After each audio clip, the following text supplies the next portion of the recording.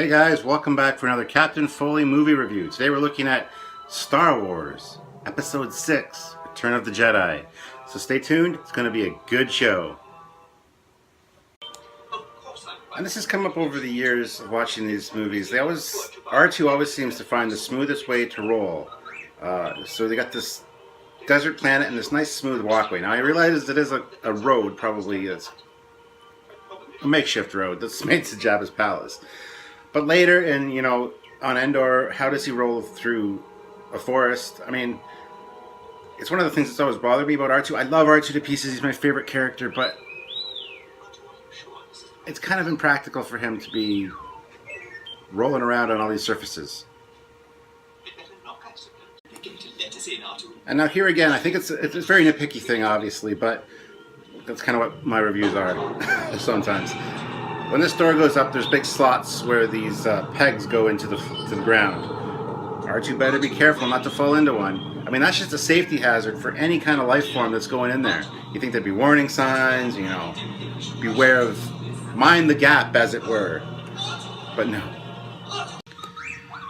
Now, in the deleted scenes, there's a scene of Luke building his lightsaber in a cave, getting these guys ready for this mission, giving R2 the information, or filming the hologram for Jabba. I think it was actually better to leave that out, because watching this, you're like, what is going on? And C-3PO is so surprised that, they're a gift for Jabba. I think it works out beautifully. So it was good to keep that scene out, although it was kind of cool to see Luke crafting his lightsaber. So it's one of those things I can take either way. It would be nice to have the option to put it back in. I would love that for a special edition Blu-ray, is to have the option to play theatrical, added special effects, or just do comparisons side by side of before and after, I think, while the movie's playing. That would be incredible. And this scene where they're going to the droid, whatever they're doing, always reminds me of like one of the haunted houses you'd find at like on Clifton Hill in Niagara Falls, or during Halloween, those fun haunted houses you go through and you get to see things on the side and get kind of scared by things. Exactly what this is like. You're walking through a dark tunnel, there's things jumping out at you, people being tortured. I mean, for droids, this must be terrifying.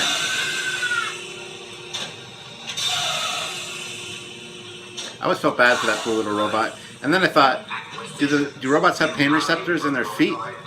That just seems like a silly thing to do for a droid, don't you? What do you guys think? I don't know. But anyway, there you have it. So the music in this one's been replaced with this new shit. Really shouldn't have been done. The older music was much better, and we're much more accustomed to it because we grew up with this stuff.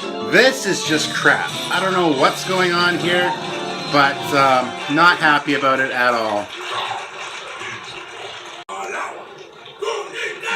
I mean, this song's pretty good, and it could have been left in as an addition, but to replace the original music that she's dancing to, I don't think is the best idea. There's Fett making his much needed appearance, I guess. I got the toys of these chicks pretty hot, gotta say.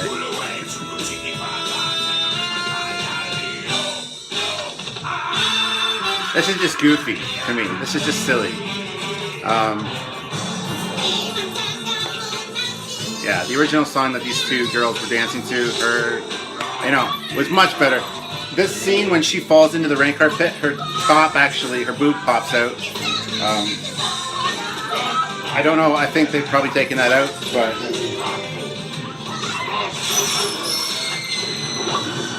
yeah, it's just one of those facts that when she fell in, the boob fell out the side or whatever, and yeah. I just learned that not too long ago, actually, so I didn't know that I was supposed to be looking for that. And here comes a Breen from Star Trek. I mean Princess Leia as the bounty hunter Bosk.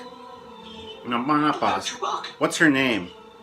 I forget her bounty hunter name. I just said Bosk and I'm so embarrassed now. I had the toy of her with this disguise on with the removable helmet. I can't remember. There's an actual bounty hunter name. If you know it, comment below, please, because I completely drawn a blank right now. So I figured I'd look it up. Actually, her name is Boushh. Boushh. So I was sort of right with the boss thing.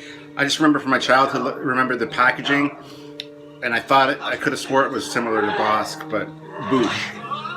So. The mighty Jabba asked why he must pay 50,000. A, I'm holding a thermal detonator, and B, it always sounded like they said A to me. Like, well, A. Now we're back to music we actually know and love. So, what are you guys' thoughts on that original song? Do you think they should have kept it the original way, or do you go with the special edition, new song, whole new dance number kind of deal? So Chewie was just thrown into a prison cell, and I don't know if I mentioned this in my first Star Wars one, but I want to mention it in this one because I really don't think I mentioned it. It's been said by Han Solo, actually Harrison Ford, when they were interviewing them for Star Wars, that Chewie is actually 200 years old. So that's something that you guys might not have known. Chewie's very old, and that's why he looks so good, I think, in JJ's new Star Wars Episode 7, because he doesn't have the gray like everybody said he should have when they first saw him, because they live to be quite old. So Chewie is 200 years old. Just a little fact. I don't know if you guys knew that, but now you know. And knowing is half the battle. Star Wars. And this whole decarbonation thing, it's a very loud process. But I mean, she didn't have anti-grav units probably to get them out without doing this. I don't know. And you would think there'd be night guards or something patrolling the PAL, especially the main room there. I don't know, it just seems kind of contrived to me. But, what are you going to do? Hey, Jabba. Look, Jabba. I was Just on my way to pay you, and I got a little sidetracked. And it's basically her fault and this Luke Skywalker kid and the rebellion. But basically her fault because she guilted me into it. I was in Echo Base and I wanted to leave, but she was like, well, we need to go, just gonna take your money and run. And I don't know, I got kind of suckered in, and then I got involved with all this Empire stuff, and I got frozen in carbonite, and I'm sorry, I'm not making this stuff up. It really happened. I know it sounds like it's a made up story, but you can't write this stuff. You just can't. Enter the Jedi. Sounds like a kick-ass action movie. Kung Fu Jedi kind of action. I want to have the Force. I mean, that's just so awesome.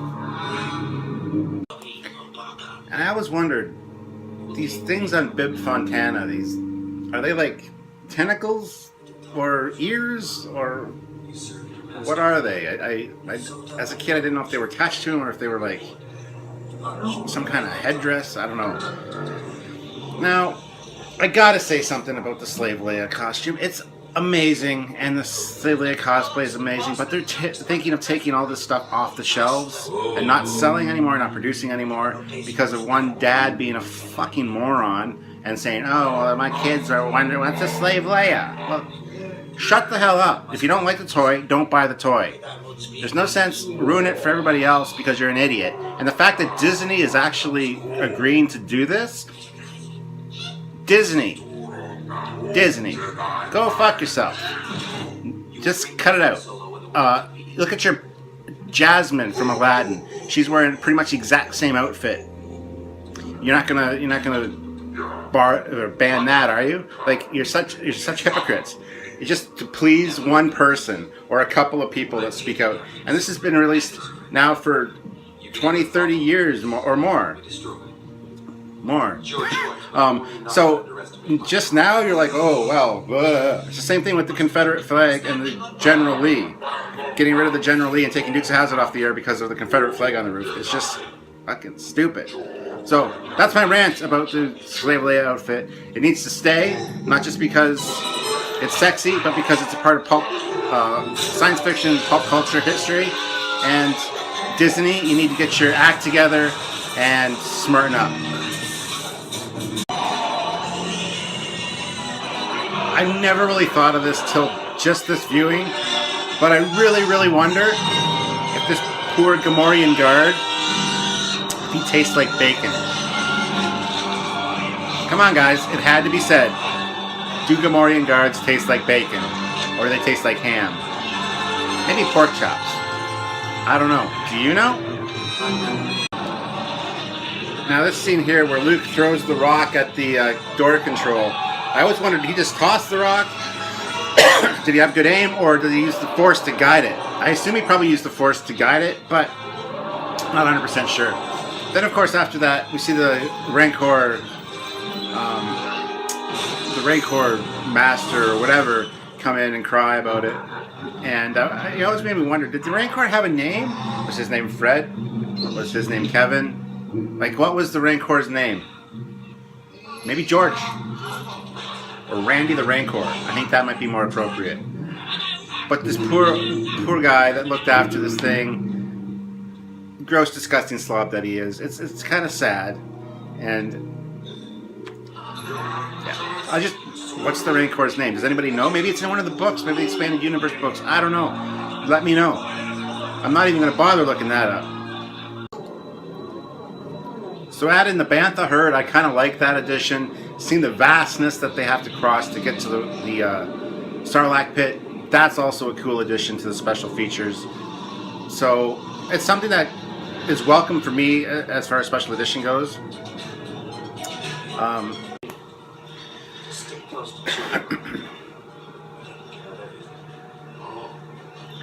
Stick close to Chewie and Lando. I don't know how much time they've had to talk to Han about what's going on, but last time that he was aware, Lando basically screwed him, and he got frozen in carbonite because of that.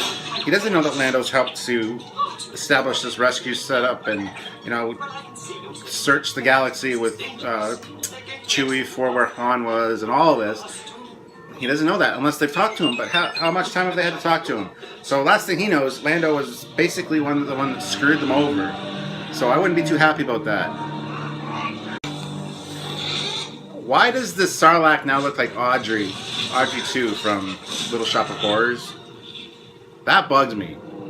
The tentacles are fine. The tentacles make sense, but that stupid Audrey mouth, no, you could have done something much better. Do something that looks like the Predator mouth, or the vampires from Blade Trinity with the like split jaw. Don't have an Audrey beak. Why would you do that?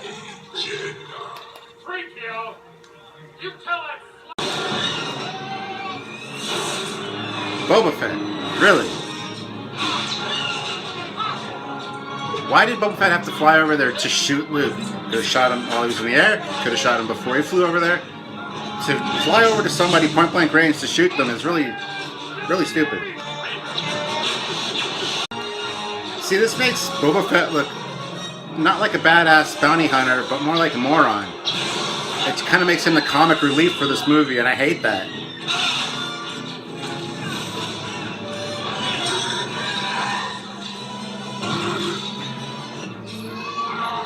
Really, that's the second burp joke in this movie. The first one was a little toad-like creature outside of Jabba's palace. They ate a bug, and then burped. Now after they do this and destroy this sail barge, there's a scene cut out which is really good. It's in a sandstorm. They meet up at the Millennium Falcon. There's the X-Wing there. And they have a little chat. Han thanks them for coming to rescue him. It definitely should have been left in. If you haven't seen the deleted scene, check it out. But it's something that I think should have been added to the special edition. I think it does kind of interfere with the pacing of the movie a little bit, but I think it's very good character development and very cool to see. So we get this little thank you from Han here, but it's not quite the same as the scene that they cut out. And one thing with R2's little speech on the console there, I don't know if you've noticed this, but in Empire Strikes Back, as well as this movie, let me just go back to it for a second. The red lettering in this little window when R2 speaks, it always shifts back and forth, like it's an overlay. It's always bothered me effects-wise, and they never fixed it for the special edition either. I don't know if it's just me that sees it or if it's anyone else, but let me know, because when he says his little stuff in that window, especially in Empire Strikes Back, he kind of jitters back and forth, and it doesn't look right. So I don't know why they didn't fix things like that in Special Edition. Also, if you notice here, these TIE fighters that just flew in disappeared. It happens a few times in Star Wars. When you're flying, the TIE fighters are flying in, they'll all of a sudden just disappear. They actually did correct it for the Special Edition, some of them, but there's still the odd time where you see it. So watch any TIE fighter formations. They'll fly by the camera, they'll get pretty far away, and then they'll just kind of disappear. So, and this, I remember seeing this as a kid and going, who the hell is this guy? This old guy. I didn't know about the Emperor. I mean, yeah, we see him in Empire Strikes Back, but I didn't know that he was like Lord Vader's boss. I thought Lord Vader was like the all-powerful commander of the Empire.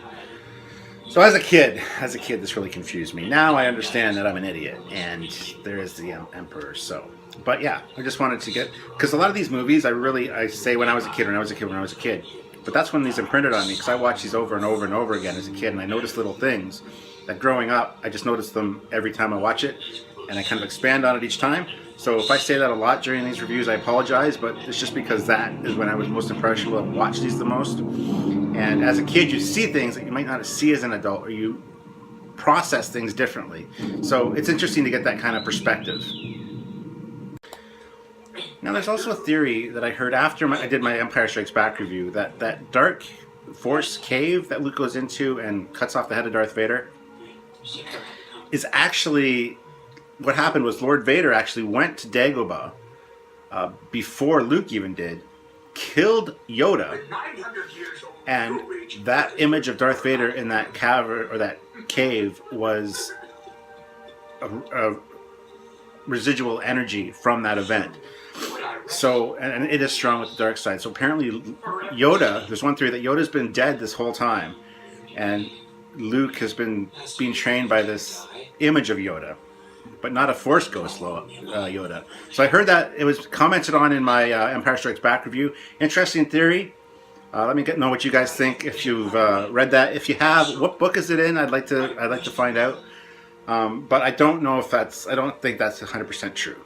So perhaps Darth Vader showed up there looking for Yoda, and or maybe had a tangle with Yoda, and then Yoda escaped. And yes, there was some residual energy that manifested itself as Darth Vader in the cave. But I don't know. What do you guys think? Let me know. It was an interesting thing to read on my comments. I didn't even know about it. Otherwise, I would have mentioned it in my Empire Strikes Back review. But so he'll be the last Jedi after Yoda dies. Just told him that. Pass on what you have learned. Has Luke really learned enough to teach other Jedi anything? Like, he didn't get the full Jedi training. He got kind of a few lessons here and there. I mean, yes, I guess the Force ghosts of Ben and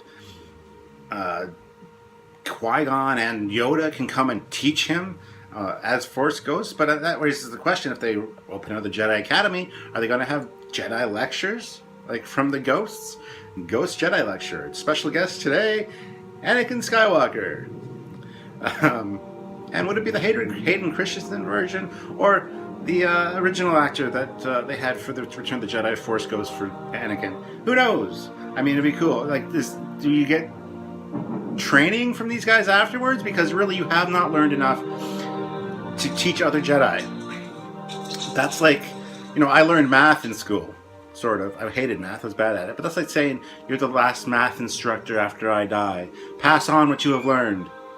Wow, future generations are pretty much screwed as far as math goes. I'm just saying. It's your twin sister. But I have no sister. And now you can see the look on his face. He's like, oh dear God. I've had the hots for my sister. I've kissed my sister. I think he kind of finally realized what the hell's been going on. I almost feel like at this point Han should be like, watch this. Alright, hang on. And they go into hyperspace, and then Leia's like, huh, this one actually works. Because the Falcon last time in the Empire Strikes Back was just not working too good. So this big spire, this is where the Emperor's throne room or chair is. Seems kind of strange. I know it'd be hard to pinpoint that during an attack or whatever. Maybe it's heavily shielded, who knows. But just to be up that high, away from the ship,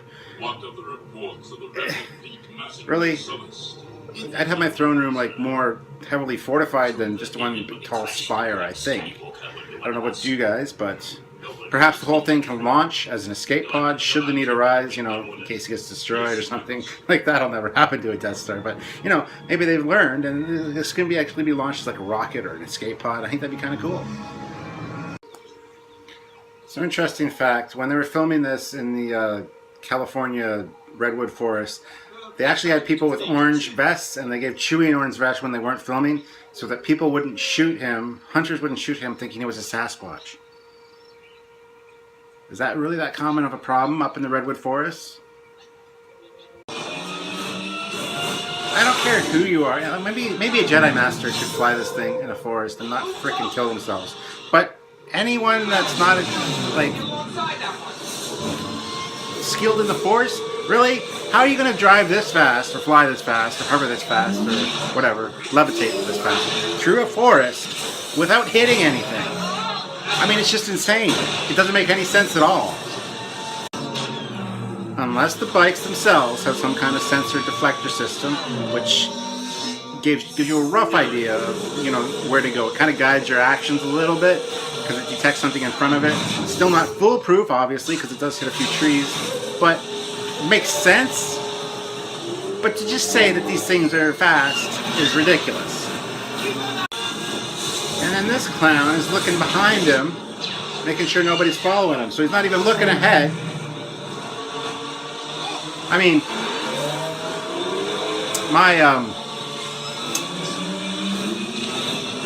my suspension of disbelief only goes so far. And if you're looking behind yourself, why are you going this fast?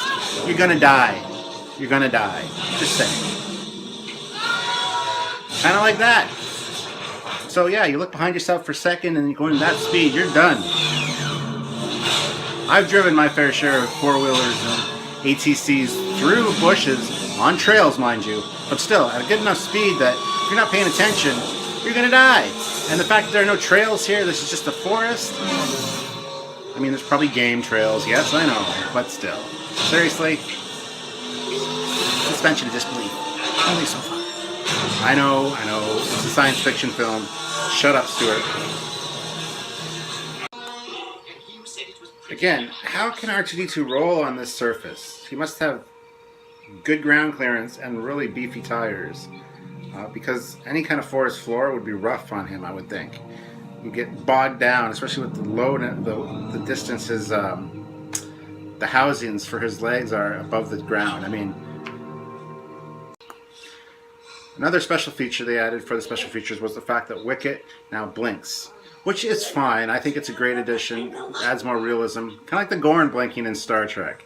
I mean, it's a little nod, and it's something that our minds subconsciously notice because we are so attuned to watching other people in our day-to-day lives that we do notice the blinking. And I think it just adds a little level of realism, which definitely was a great improvement as far as special features go. Coming up in a second is the worst bit of dialogue ever. If you have a dirty mind, listen. Yes, I know. My son is with him. Are you sure? I have felt him. My master. Strange that I had not. I wonder if your feelings on this matter are clear, Lord Vader. They are clear. Could just be me. Probably not. Then you must go to the center. They are clear. And I think the Emperor's full of shit. I'm going to tell you why. Then you must go to the central moon and wait for him. He will come to me. I have foreseen it. I have foreseen it. His compassion for you will be his undoing. He will come to you, and then you will bring him before me. Now that sounds like that was just made up on the spot bullshit, because he didn't even know that Luke was on the planet. He didn't feel him, as he said. But then all of a sudden it's like, oh, I have foreseen this. He'll come to you. Now that I know. and then he'll join us. His compassion will be his undoing. It's just like he's making it up as he goes along. He's just on this. Oh yeah, I knew that was going to happen. Go on down there. It's all good. Bullshit. It's this thing here where R2 cuts them out. First of all, don't you think his saw's a little fragile for that? And wouldn't he be damaged in the fall? Even that little saw thing, you like snap off. But then they're all falling in one clump, one group. So where are the droids when they hit the ground? I mean, to fall like that with all those people, you get hurt. You get a boot to the head or fall on R2-D2 and like break your back. So I don't know. It's always seemed odd to me, that whole scene. And why did they worship C-3PO over R2-D2? R2-D2's clearly a strange-looking creature. Sure, C-3PO is too, and he's gold. Like, they're golden god. I understand all that. But if I'm going to worship anything as primitive culture, it'd probably be R2-D2 because he's so... First of all, he's my size. And second of all, he doesn't look like every other standard biped or humanoid. So, I mean, that's kind of incredible. I don't know. And the other thing is, sure, you see C-3PO, who's your god, you start worshiping him. Why would you want to eat the people that he showed up with? Don't you think that they might be his entourage? They might be people that he actually cares about? It doesn't make sense that they'd want to have a feast in his honor, but eat the people he came with. That just seems kind of odd to me. What do you guys think? I don't know.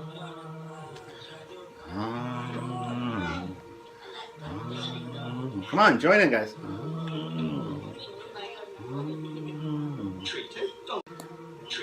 If you listen to these guys, listen.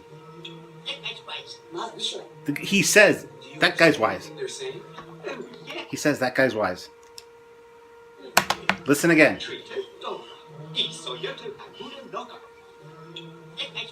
That guy's wise. Do you understand anything they're saying? So a fact that's been brought to my attention over the last little while is the fact that, yes, indeed, the Ewoks were going to eat these people. And it kind of changes your view on the Ewoks. As a kid, I never thought for once that this was weird or strange. But as you get older, you kind of realize that they're going to eat people, like, alive. I mean, they're obviously intelligent. They're not, like, deer. So, I mean, it's kind of odd that a race of people like the Ewoks kind of changes your view on them. These cute little cuddly things, you know, eating people. But they are flesh eaters after all. You know what I mean? They are flesh eaters. So who knows? Who knows? Maybe they're just going to eat the brains. And the fact, too, that Leia's there, somebody that looks exactly like the people you're just about to eat, but they're fine with her because Wicket brought her in. It's just this odd dynamic going on here. And the fact that they won't listen to C-3PO until he uses his magic. Really? I mean, if my God was telling me don't eat these people because they're with me, I'd be like, oh, all right then, we're good to go. So just how smart are the Ewoks? How advanced are they? They still eat, like, people? They still eat people? They still eat other tribes, I guess? And yet, they're not that bright because they're not going to listen to their God, who is their God. I don't know. It's just, it's a whole series of conundrums. And now the Ewoks are just cool with everybody. Like, I'm sorry we were going to eat you earlier, but it's great hanging out with you and hearing all your stories. Awesome. It's just weird. This whole thing where Luke asks her about her mom, what do you remember about your mom? Oh, it just flashes really. She died when I was very young. She was very beautiful but very sad. And Luke's like, I have no memory of my mother. Only that is Leia. So, I know it's just one of those prequel George Lucas writing screw-ups, and these shouldn't be at fault for that. But when you look at the whole thing as a package, it's like, that makes no sense. Leia was born first by like a couple seconds. She realized, she felt that her mom had given up the will to live, I guess. That made her sad. You'll learn to use it as I have. I don't know. I have it. My sister has it. My sister. And then they have this whole realization that I think I've always known. Then why were you macking on each other? Yes.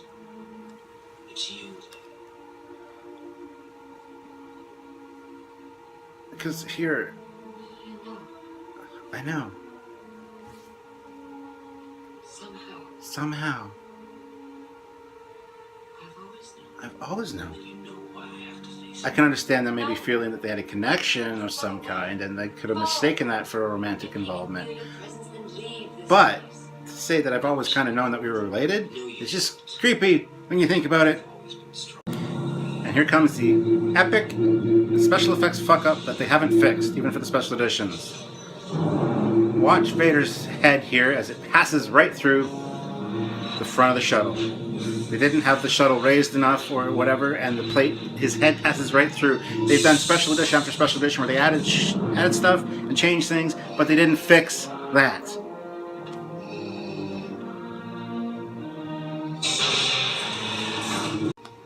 Another interesting thing to point out here is Luke's wearing all black. It's all closed off, it's just black.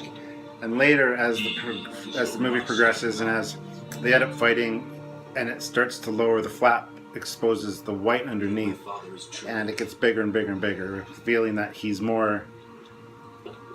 was kind of borderline whether he should be dark side or not here. And as it moves on, it's like Captain Kirk's uniform and Wrath of Khan.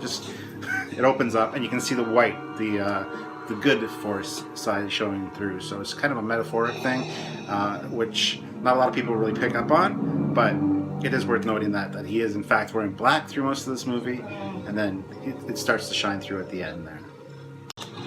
In this scene here, the Ewok steals the damn speeder. Tell me that he wouldn't die. He's a primitive. I'm surprised he got the thing started, let alone flying it or driving it without hitting anything. And he doesn't even have a foot on the pedals. The pedals do things.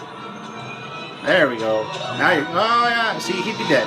I'm sorry, he would have been dead long ago, and now he's definitely dead. He can join the ranks of the Ewoking dead. Because, no.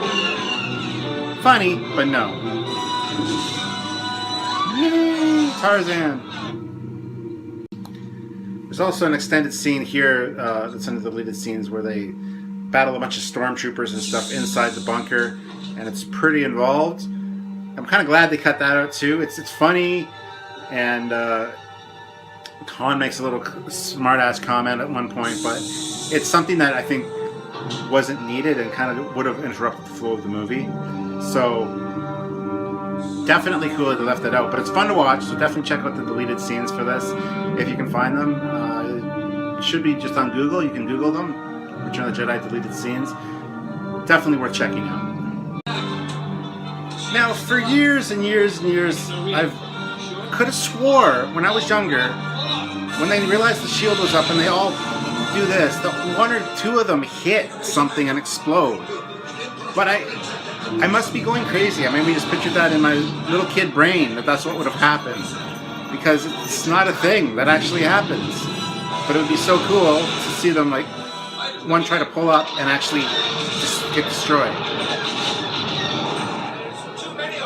I don't know if that was originally there and they took it out, or I don't know.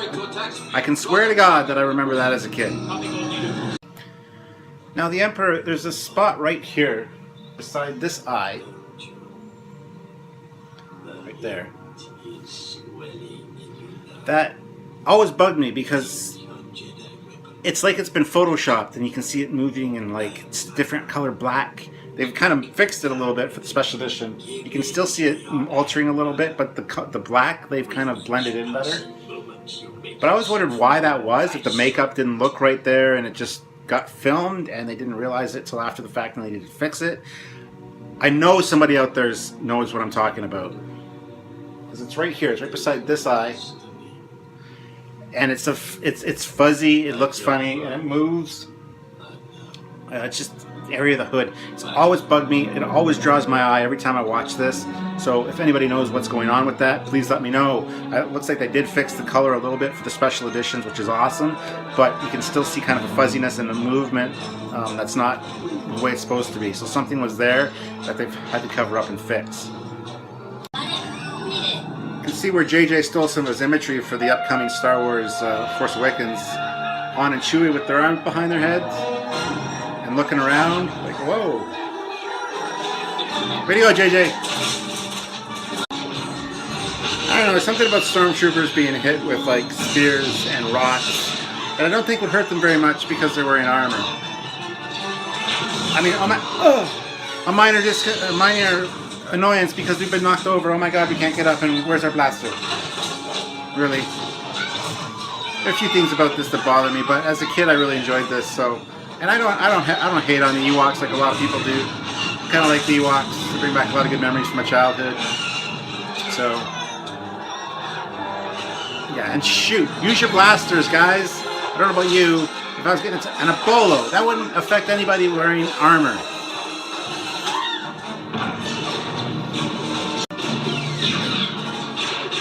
So they need R2-D2.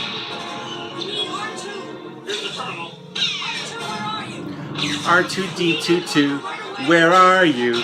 We got some work for you now. Hacking at the joints.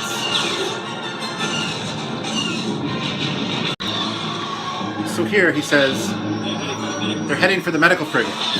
Why in the name of God would you bring a medical frigate to an attack? How many weapons can they have? If they have weapons, I understand maybe. You need all the ships you can get. But why would you bring a hospital ship to a goddamn battle? Keep it in the background. Way back. A hyperspace jump away. Not that far. Something. Really?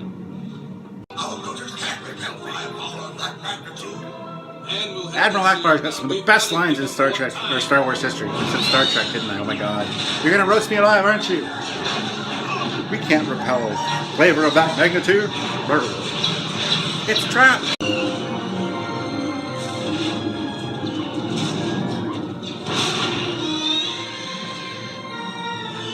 It's okay, guys. He too has joined the ranks of the Ewoking Dead. He'll be fine. Let's give him a little while.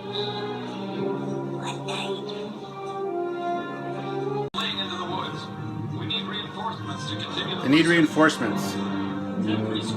Send 3 squads. Open the back door. Alright, so this is the back door. They open it. A bunch of people run out. Probably not 3 squads worth because that's not enough. But Han just runs in behind them. How does he know that the 3 squads aren't coming out behind him still? That would have been funny if all of a sudden he's like, they're like, hands up. This goes back to what I talked about earlier. Sister. You have a twin sister. And then the Emperor chimes in. Yes, I knew that. I had foreseen that as well. Really? If you had foreseen all this, wouldn't you have known that there was a twin sister or that there was something kind of off? But no, it's not mentioned. And it just goes back to the Emperor being probably like, oh yeah, I saw that. Go down to the planet again. She'll probably come and talk to you too. Luke's a little pissed off here. Yeah. Good. Give in to your hatred. Join the dark side. We have cookies. A hand for a hand. An eye for an eye.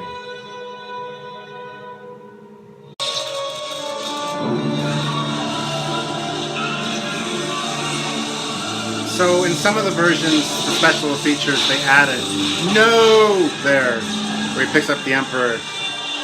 This one didn't have it, thank God. I don't think it's not something that's necessary as well. But to fly through this thing at that speed with the Millennium Falcon would be atrociously hard. I mean, your cockpit's on one side of the ship, so everything clears this side perfectly. But you got to account for a whole other ship beside you. I mean, the Corellian fighters that you see that have the cockpit in the center part make more sense because you can compensate on each side. But I think that would be hard to fly in these kind of situations because you got a whole ship on that side of you that you got to account for. Not a scratch, but I'm going to take off the radar dish. So that kind of is a cool homage in JJ's where there's a different shaped radar dish there to replace that one.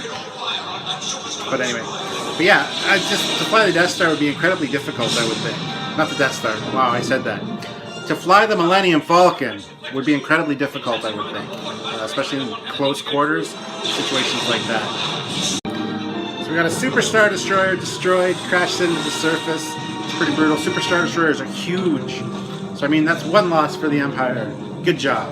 And how is it that none of these other Imperials see Darth Vader, their leader, being dragged around by some yuts, and they don't go to see if he's okay? See, there's the white open up to show that Luke's not going to be a bad guy.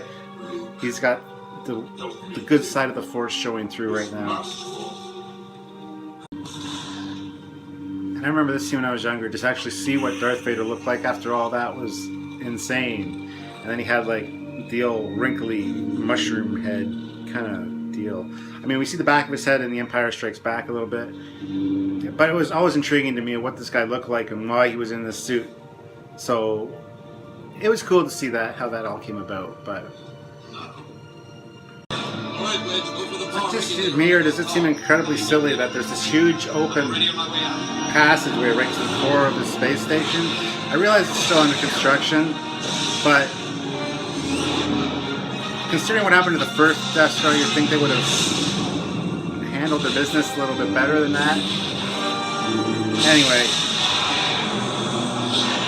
very interesting the way they get out of there just in time too. Makes for a great action sequence for sure.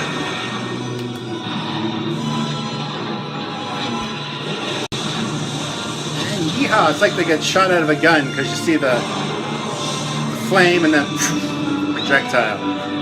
So, always love that scene. Now, wouldn't there be pieces of the Death Star flying towards the planet and, you know, not burning up because they're so huge, just destroying everything that they hit, causing global devastation on this little forest moon? I think it would annihilate the atmosphere and destroy like a lot of the planet's surface. Maybe it's just me. I don't know. He's my brother. Well, how long have you known this, and why haven't you said anything? Han's like, I missed a lot while I was in Carbon Freeze, apparently. Like, why didn't people tell me these things? And here I call bullshit on a few things, and don't replace the song! Anyway, at the end here, you're going to see celebrations on Coruscant. You're going to see celebrations on Cloud City. You're going to see celebrations on Naboo. Okay, one Super Star Destroyer was destroyed, possibly a couple other Star Destroyers in that Death Star explosion, and the Death Star. The Emperor and Lord Vader are dead. But there's generals, there's Moths, there's Grand Moff Tarkin, whatever they are, I don't know. But they're everywhere, in Star Destroyers, in Super Star Destroyers. You can't tell me that the Emperor is just, or the Empire is just defeated because of this one battle. So, first of all, that's bullshit that this is, the end of the war, yay! Secondly, how did all these other cities get wind of all this? And thirdly, in Empire Strikes Back, Lando Calrissian said to evacuate the city before more Imperial troops arrive, which means that Cloud City should be under Imperial rule by right now. Which, just because the Death Star gets destroyed, everybody's going to be like, you're free now, we're just going to leave. No. So why is Cloud City celebrating? Because they're probably under Imperial occupation. And I don't know, I'm just ranting right now just because it's the end of the movie. And I got a lot of pent-up aggression and anger right now. So, and Coruscant, seriously? This is like the heart of the Empire? No. This wouldn't be happening, guys. Hopefully this is explained in the next Star Wars movie, The Force Awakens. Because this just does not happen, first of all. There's still a whole Imperial fleet out there that has a lot of firepower and a lot of powerful people in control. And they're not just going to go, the Emperor's dead, we give up. This song is nice, it's a good song, but it's not as good as the original song that closed this movie out. So that's all I have to say about that right there. It's going to be interesting, too, to see how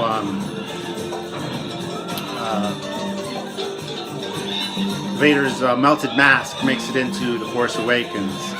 Whether Kylo Ren comes to Endor to get it, why that wasn't put somewhere else after it was burned, who knows what happened to it. I'm eagerly awaiting to see that storyline, see what happens there.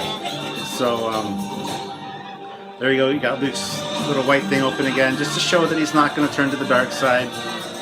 Because he is wearing black, which is kind of odd. Most Jedis wear lighter colors. So, and of course the big controversy here, we're having Hayden Christensen in the as the Force Ghost. It kind of makes sense to me in a way. I'm conflicted on that change for the special edition. I mean, as a Force Ghost, you would assume that you could pick any time along your timeline to present yourself, and might as well show yourself in your prime, right? But at the same time, it's like, why mess with the original? If we just saw him that way, I don't know. So we have the Force Ghosts. Whether they're going to be included in the next movies, who knows? But guys, that is it for Captain Foley for Return of the Jedi. Stay tuned. Next one is going to be, unfortunately, The Phantom Menace. But it has to be done. I don't know what else I can say about it that hasn't been said already, but I tend to find things that other people haven't mentioned. So stay tuned for that. And thank you for joining me for the wrap-up of this first Star Wars trilogy saga complete. The original one is done. Now it's time to move on to the prequels. So stay tuned for that, guys. And until then, this is Captain Foley signing off. See you later. Live long and prosper. Oh, a lot of people are mad now. See you soon.